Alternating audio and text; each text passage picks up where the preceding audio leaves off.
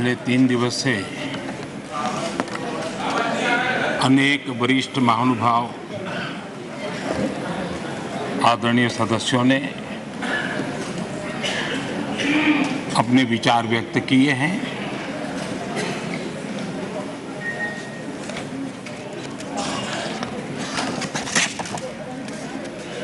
करीब सभी के विचार मुझ तक विस्तार से पहुंचे भी हैं। मैंने स्वयं भी कुछ भाषण सुने भी हैं। आदरणीय अध्यक्ष जी, देश की जनता ने हमारी सरकार के प्रति बार बार जो विश्वास जताया है, मैं आज देश के कोटि कोटि नागरिकों का आभार व्यक्त करने के लिए उपस्थित हुआ हूं।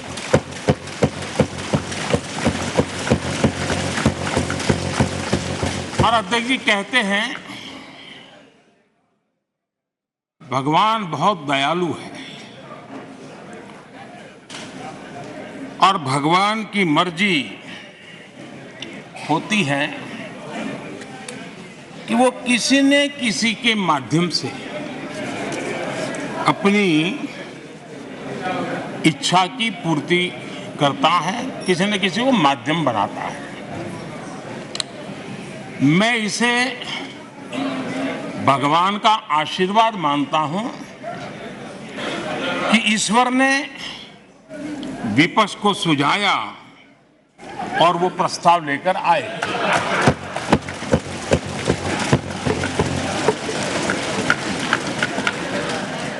दो 2018 में भी ये ईश्वर का ही आदेश था, जब विपक्ष के मेरे साथी अविश्वास प्रस्ताव लेकर के आए थे। उस समय भी मैंने कहा था कि अविश्वास प्रस्ताव हमारी सरकार का फ्लोर टेस्ट नहीं है। मैंने उस दिन कहा था, बल्कि ये उन्हीं का फ्लोर टेस्ट है। ये मैंने उस दिन भी कहा और हुआ भी वही। जब मतदान हुआ तो विपक्ष के पास जितने वोट थे उतने वोट भी वो जमा नहीं कर पाए थे।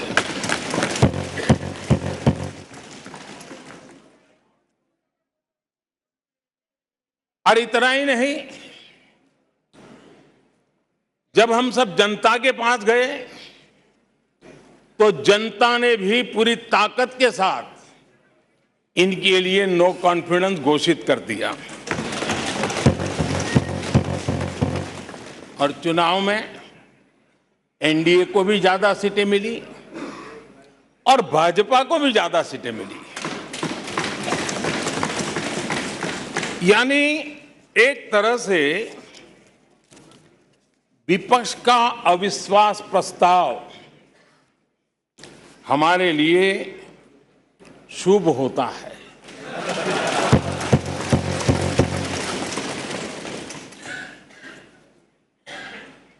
और मैं आज देख रहा हूं कि आपने तय कर लिया है कि एनडीए और बीजेपी 2024 के चुनाव में पुराने सारे रिकॉर्ड तोड़ करके भव्य विजय के साथ जनता के आशीर्वाद से वापस आएंगे। आदरणीय अध्यक्ष जी, विपक्ष के प्रस्ताव पर यहां 3 दिनों से अलग अलग विषयों पर काफी चर्चा हुई है। अच्छा होता कि सत्र की शुरुआत के बाद से ही विपक्ष ने गंभीरता के साथ सदन की कार्यवाही में हिस्सा लिया होता। बीते दिनों इसी सदन ने और हमारे दोनों सदन ने जनविश्वास bill, mediation bill, dental commission bill, आदिवासियों के लिए जुड़े हुए bill, digital data protection bill, national research foundation bill, coastal aquaculture से जुड़ा बिल, ऐसे कई महत्वपूर्ण बिल यहां पारित किए। और ये ऐसे बिल थे जो हमारे फिशरमैन के हक के लिए थे, और उसका सबसे ज्यादा लाभ केरल को होना था।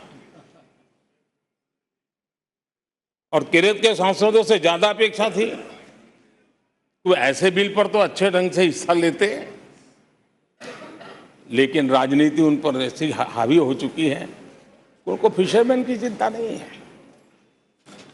यहां नेशनल रिसर्च फाउंडेशन का बिल था, देश की युवा शक्ति के आशा आकांक्षाओं के लिए एक नई दिशा देने वाला बिल था।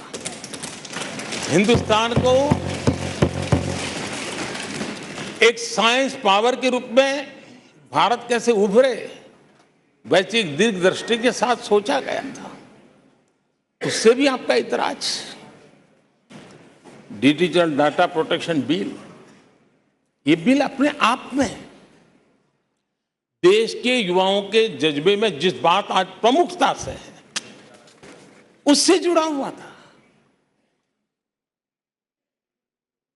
आने वाला समय टेक्नोलॉजी ड्रिवन है।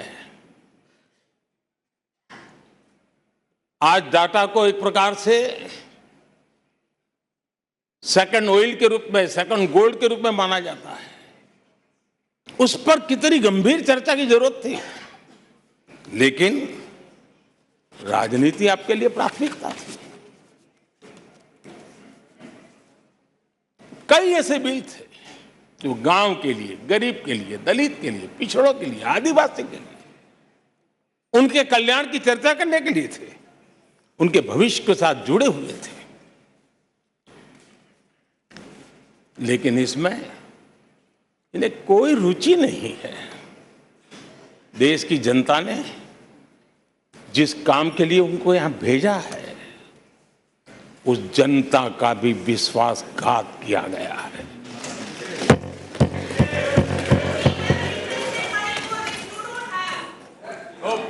विपक्ष के कुछ दलों के लिए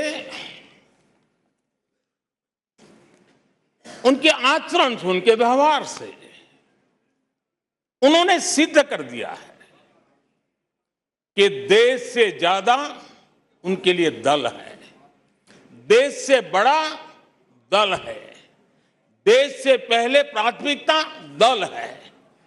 मैं समझता हूं आपको